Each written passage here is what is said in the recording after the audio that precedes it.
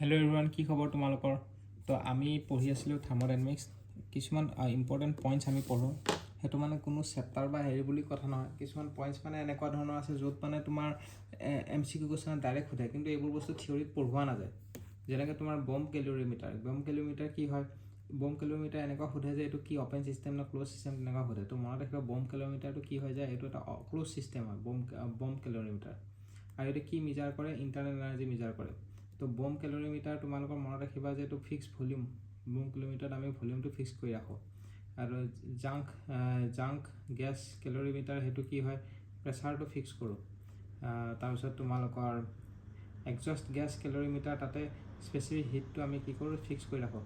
আৰু থ্ৰটলিং কেলৰিমিটাৰ তাতে আমি কি কৰোঁ? এনথেলপি ফিক্স কৰোঁ। সেইখিনি বস্তু মনত ৰাখিবা, ঠিক আছে? নেক্সট তোমালোকে চোৱা এইখিনি। ইয়াতে কিছুমান পইণ্টছ মই লিখি থৈ দিছোঁ, যেনেকৈ তোমালোকৰ মনত ৰাখিবা দেই এইখিনি, যে mean specific molecular speed is inversely proportional to the square root of the density. সেইটো কথা মনত ৰাখিবা। যোনটো আছে স্পেচিফিক, দেখিছা না? এইটো স্পেচিফিক এট কনষ্টেণ্ট প্ৰেছাৰটো যদি কনষ্টেণ্ট হয়, তেতিয়াহ'লে তোমালোকৰ কি হ'ব? যোনটো স্পীড আছে, এই প্ৰেছাৰ আমাৰ একচুৱেলি ফৰ্মুলাটো কি? Pressure is equal half rho' V square হয়। Pressure is equal half rho' V square, বা এনেকৈ লিখিব পাৰোঁ P V is equal half M V square. P V is equal half M V square, ভিটো ইফালে গুচি গ'ল, তেতিয়া হাফ ৰ' ভি স্কুৱেৰ হৈ গ'ল। তো এইটো মনত ৰাখিবা, P V is equal half M V square. তো এতিয়া আমাৰ কথাটো কি সুধিছে?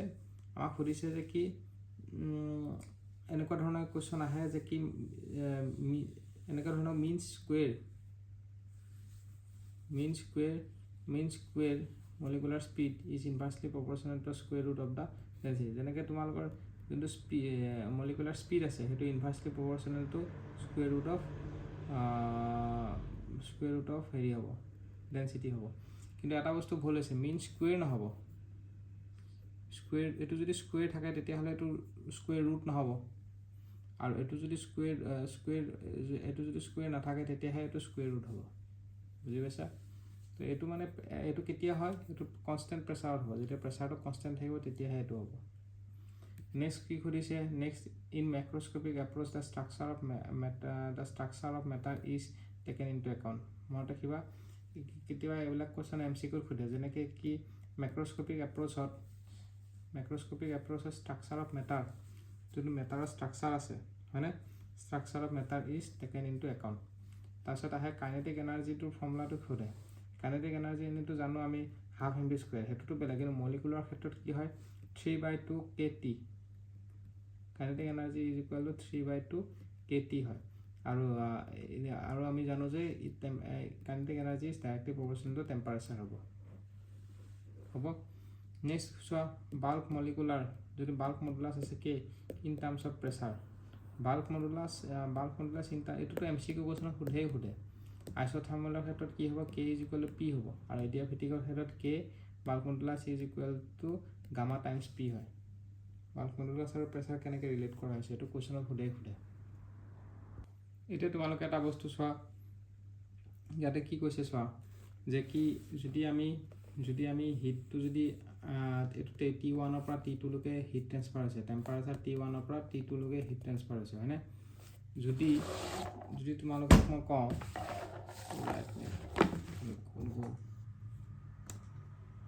আমাৰ হিট ট্ৰেন্সফাৰ ক'ৰ পৰা ক'লৈকে হৈছে? আমাৰ হিট ট্ৰেন্সফাৰ হৈছে T1 পৰা T2, হয়নে? আমাৰ হিট ট্ৰেন্সফাৰ হৈছে T1 পৰা T2। এতিয়া T1 টেম্পাৰেচাৰটো যেতিয়া হিট ট্ৰেন্সফাৰ হয়, এনে জেনেৰেলি টেম্পাৰেচাৰ চেঞ্জ হয়, কিন্তু T1 টেম্পাৰেচাৰ যদি কনষ্টেণ্ট থাকে, T1 টেম্পাৰেচাৰটো যদি কনষ্টেণ্ট থাকে, তেতিয়াহ'লে সেইটো দুটা ধৰণত হ'ব পাৰে। যদি T1 টেম্পাৰেচাৰটো কমি যায়, তেতিয়াহ'লে এইটো কি বুলি ক'ব? চেন্সিবল কুলিং বুলি ক'ম। বুজি পাইছা? T1 টেম্পাৰেচাৰটো যদি কনষ্টেণ্ট নাথাকে, তেতিয়াহ'লে এইটো আমি কি বুলি ক'ম? সেইটো আমি ক'ম চেন্সিবল কুলিং। যদি কনষ্টেণ্ট নাথাকে তেতিয়াহ'লে আমি চেন্সিবল কুলিং বুলি ক'ম।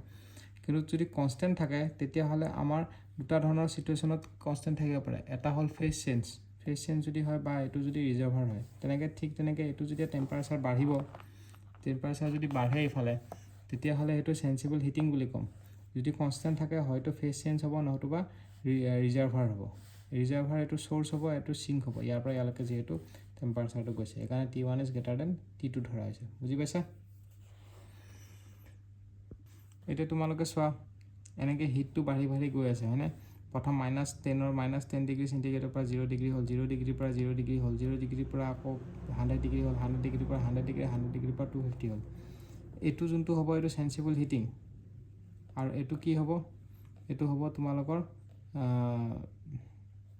ফেজ চেঞ্জ হ'ব, আৰু এইখিনি আকৌ চেন্সিবল হিটিং, তেনেকৈ এইটো চেন্সিবল কুলিং, এইটো ফেজ চেঞ্জ, এইটো চেন্সিবল কুলিং, ফেজ চেঞ্জ, তেনেকুৱা ধৰণৰ। এতিয়া এৰ পৰা বি যদি যোৱা, এইটো চেন্সিবল হিটিং হয়নে? বিৰ পৰা চিলৈকে যদি যোৱা তেতিয়াহ'লে এইটো হ'ব মেল্টিং ফেজ, কাৰণ মেল্টিং ফেজ কিয় কৈছে? কাৰণ 0 ডিগ্ৰীৰ পৰা 0 ডিগ্ৰী হৈছে মেল্টিং ফেজ, সেইটো ফেজ চেঞ্জ। চিৰ পৰা ডিলৈকে যদি যোৱা আকৌ চেন্সিবল হিটিং, ডিৰ পৰা ইলৈকে যদি যোৱা তেতিয়াহ'লে হ'ব এইটো ভেপৰাইজেশ্যন, কাৰণ এইটো 100 ডিগ্ৰীৰ পৰা 100 ডিগ্ৰী হৈছে, এইটো ভেপৰাইজেশ্যন হ'ব, তাৰপিছত আকৌ চেন্সিবল হিটিং হ'ব। নেক্সট এনেকৈ যদি ঘূৰি আহা, এফৰ পৰা ই যদি আহা চেন্সিবল কুলিং, এইটোৰ পৰা এইখিনিলৈকে যদি যোৱা তেতিয়াহ'লে কণ্ডেনচেশ্যন, সেইটো ফেজ চেঞ্জটো কণ্ডেনচেশ্যন হ'ব, কাৰণ 100 ডিগ্ৰীৰ পৰা 100 ডিগ্ৰী ঠাণ্ডা হৈছে। তাৰপিছত আকৌ এইখিনিৰ পৰা এইখিনিলৈকে যদি চেন্সিবল কুলিং, আকৌ এইখিনিৰ পৰা এইখিনিলৈকে যদি ফ্ৰিজিং হ'ব, আৰু নেক্সট এইটোৰ পৰা এইটোলৈকে যদি যোৱা তেতিয়াহ'লে চেন্সিবল কুলিং হ'ব। বুজি পাইছা? নেক্সট আহি গ'ল তোমাৰ স্পেচিফিক হিট কেপাচিটি চি, ডাঙৰ চিটো ইজ ইকুৱেল টু সৰু চি ইনটু এম, সৰু চি ইনটু এম হ'ব হয় নাই? এইটো সৰু চিটো হ'ব স্পেচিফিক, এইটো চিটো হ'ব হিট কেপাচিটি, আৰু ডাঙৰ চিটো হ'ব, সৰু চিটো হ'ব কি স্পেচিফিক হিট কেপাচিটি। বুজি পাইছা? ডাঙৰ চিটো হ'ব হিট কেপাচিটি, আৰু সৰু চিটো হ'ব তোমালোকৰ স্পেচিফিক হিট কেপাচিটি। এতিয়া ষ্টেটছ অফ মেটাৰত চোৱা, ষ্টেটছ অফ মেটাৰ তিনিটা ধৰণৰ আছে, এটা হ'ল চলিড, লিকুইড আৰু গেছ।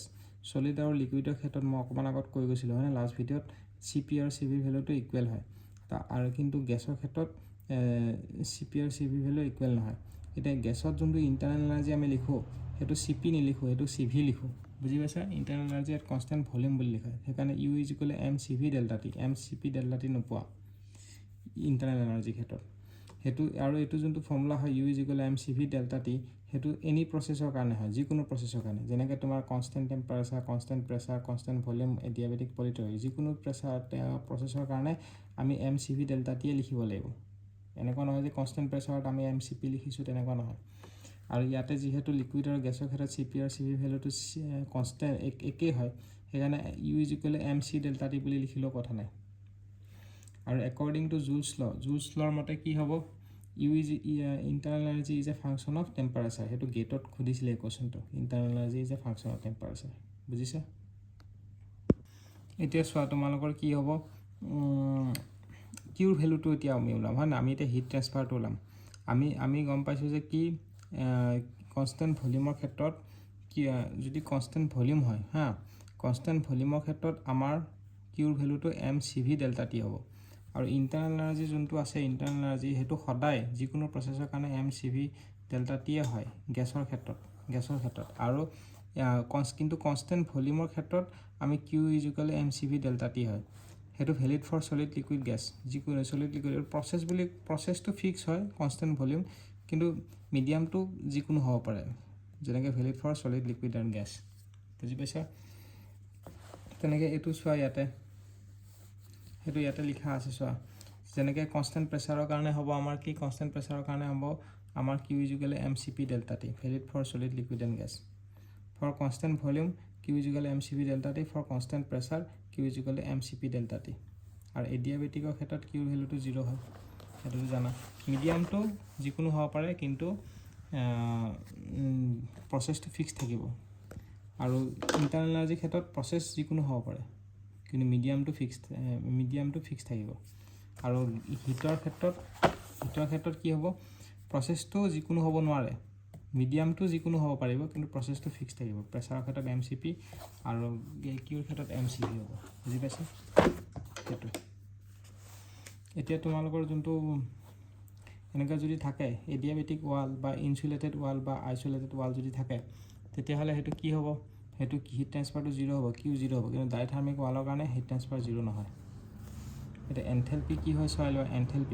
এনথেলপি মানে কি, এতিয়া summation of internal energy and the flow' work, যোনটো ফ্ল' ৱৰ্ক আছে PV ইণ্টাৰনেল এনাৰ্জি আৰু ফ্ল' ৱৰ্কৰ মাজৰ সামেশ্যনটোকে কয় আমাৰ এনথেলপি আৰু এনথেলপি এটা প্ৰপাৰ্টি হয় আৰু প্ৰপাৰ্টি মানে এইটো পইণ্ট ফাংচন হ'ব বুজি পাইছা তো H = U + PV যদি স্পেচিফিক ওলাব যোৱা স্পেচিফিকৰ কাৰণে আমি মাছ দি ডিভাইড কৰিব লাগিব তো গোটেইকেইটাক মাছ দি ডিভাইড কৰি H = U + PV হৈছে কিন্তু স্মল লেটাৰ লিখিব লাগিব হা এতিয়া ইয়াক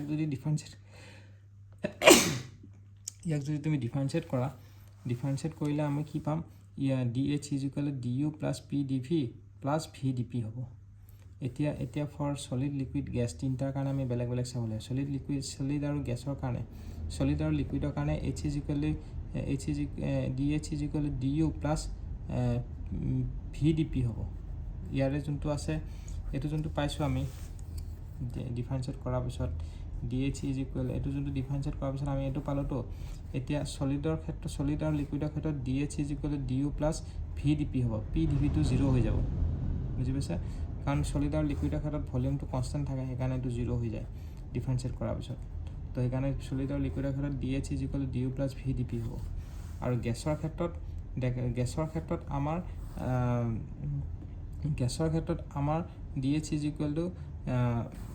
গেছৰ ক্ষেত্ৰত আমাৰ এনেকুৱা হ'ব DH = DU + যোনটো আছে তোমাৰ PdV সেইটোৱে হ'ব কিন্তু তাৰ সেইটো মানে তুমি যদি হেৰি কৰা কি বুলি কয় ভালকৈ আৰু সলভ কৰা তেতিয়াহ'লে আমাৰ গেছৰ কাৰণে বেলেগ বেলেগ প্ৰচেছৰ কাৰণে আমাৰ এইটো ফিক্স থাকিব যেনেকৈ তোমাৰ DH = CP ΔT হ'ব যেনেকৈ DU = mCV ΔT আছিলে এটা DH = mCP ΔT এটা mটো স্পেচিফিক ধৰিছে কাৰণে mটো ধৰা নাই বুজি পাইছা এতিয়া গেছৰ কাৰণে এতিয়া ইমান চিন্তা কৰি থাকিব নালাগে জাষ্ট মনত ৰাখিবা সলিড আৰু লিকুইডৰ কাৰণে DH = DU + VdP হ'ব আৰু গেছৰ কাৰণে এই DH = CP ΔT হ'ব বা mCP ΔT এতিয়া গামা যোনটো পাইছা গামা = CP / CV হয় মনত ৰাখিবা গামা = CP / CV এইটো হয় স্পেচিফিক হিট ৰেচিঅ' হয় এতিয়া মনত ৰাখিবা CP মানে CV = R এইটো কেৰেক্টাৰিষ্টিক গেছ কনষ্টেণ্ট আৰু CV ভেলুটো হ'ব R / gamma-1 আৰু CP ভেলুটো হ'ব R / gamma-1 ইনটু গামা যেহেতু CP > CV হয় তো গামাটো আমি ইনটু কৰিব লাগিব আৰু CP > CV এইটো মনত ৰাখিবা আৰু এইখিনি মই অলৰেডি কৈছিলোঁ এয়াৰৰ কাৰণে গামা = 1.4 হ'ব আৰু তোমালোকৰ গেছৰ কাৰণে CP আৰু CV ভেলু বেলেগ বেলেগ হ'ব বা এয়াৰ বা গেছ যিকোনো হয় সেইকাৰণে আৰু সেইটো কি হ'ব CV ভেলুটো কি হ'ব 0.718 kJ/kg আৰু CP ভেলুটো 1.005 kJ/kg আৰু মনো এটমৰ কাৰণে গামাৰ ভেলুটো 1.67 ডাই এটমৰ কাৰণে 1.4 আৰু পলি এটমেটিকৰ কাৰণে গামা = 1.3 হয় সেইটো মনত ৰাখিবা হা এতিয়া আমি যেনেকৈ DH আমি সলিড আৰু লিকুইডৰ কাৰণে DH = DU + VdP পাইছিলোঁ তো সেইটো স্পেচিফিকেলি আমি ভেলুটো কিমান হ'ব এইটো ওলাব লাগিবতো তো সেইকাৰণে সলিডৰ ক্ষেত্ৰত যদি চোৱা প্ৰেছাৰটো কনষ্টেণ্ট থাকে কাৰণে এইটো 0 হৈ যাব সেইকাৰণে DH = DU হৈ যাব লিকুইড দুটা টাইপৰ হ'ব পাৰে লিকুইডটো পাম্পতো ইউজ কৰিব পাৰে বা হিট এক্সচেঞ্জাৰতো ইউজ কৰিব পাৰে পাম্পৰ ক্ষেত্ৰত টেম্পাৰেচাৰটো কনষ্টেণ্ট থাকে প্ৰেছাৰটো কনষ্টেণ্ট নাথাকে সেইকাৰণে পাম্পৰ ক্ষেত্ৰত আমাৰ টেম্পাৰেচাৰ কনষ্টেণ্ট থাকে মানে কি DU টো 0 হৈ যাব সেইকাৰণে DH = VdP হৈ যাব আৰু কিন্তু হিট এক্সচেঞ্জাৰৰ ক্ষেত্ৰত প্ৰেছাৰটো কনষ্টেণ্ট থাকে তো এইটো 0 হৈ যাব তো হিট এক্সচেঞ্জাৰৰ ক্ষেত্ৰত DH = DU হ'ব বুজি পাইছা এতিয়া এনাৰ্জি আমাৰ দুটা এনাৰ্জি কি হ'ব পাৰে এনাৰ্জি